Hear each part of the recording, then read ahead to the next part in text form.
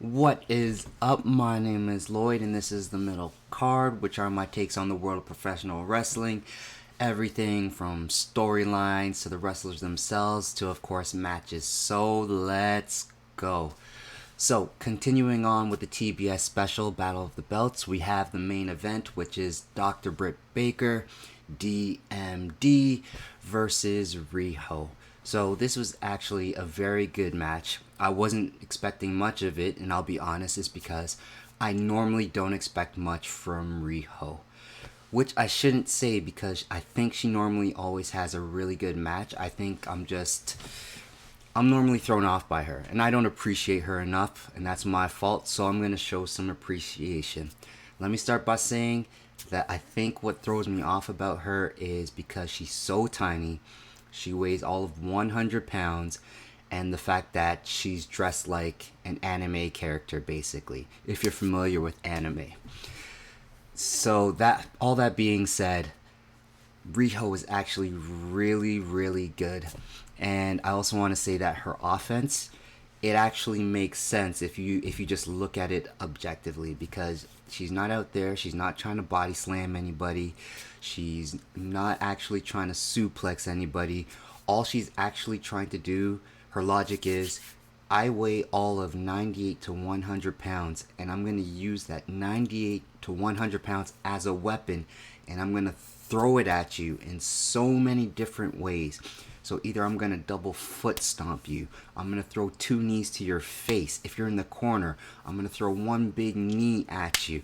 And the only thing that I ever see her try to do to get somebody off her feet, Northern Light suplex, as well as Snapdragon suplex, which are two moves that rely more on leverage and not so much on strength. So all of that makes sense.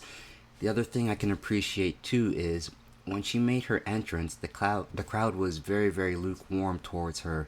They were just basically like applauding, like they're kind of being nice, like, oh yes, yes, yeah, you're going to get beat. But by the end of it, the crowd was so into it that they actually thought the title was going to change, even though logically they thought to themselves, this is not her night, basically. So I just want to say, I'm sorry, Riho.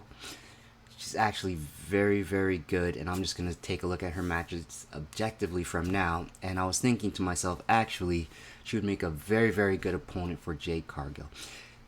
Actually, it would be kind of cool if she was the first person to beat Jade Cargill because she's the tiniest person on the roster and Jade is pretty much the biggest. So you have like a David and Goliath type story. Even so, I think Riho would be the person to bring Jade to her best match possible. So that's something that I'm hoping that we can see in the future. As for Dr. Britt Baker, we're continuing along with the storyline with Jamie Hayter. There seems to be a rift there. I hope they continue as a unit. I don't think Jamie Hayter is ready to drift off on her own as of yet.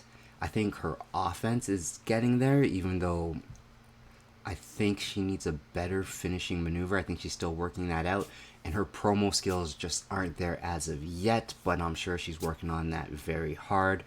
But yeah, Jamie Hayter is obviously going to be very big time as far as this company goes. All that being said, I'm looking forward to the future and seeing where this goes. The women's division is heating up. Hopefully we see some new additions. I have some names in mind, but I don't want to get into that right now. So that being said, that is the middle card.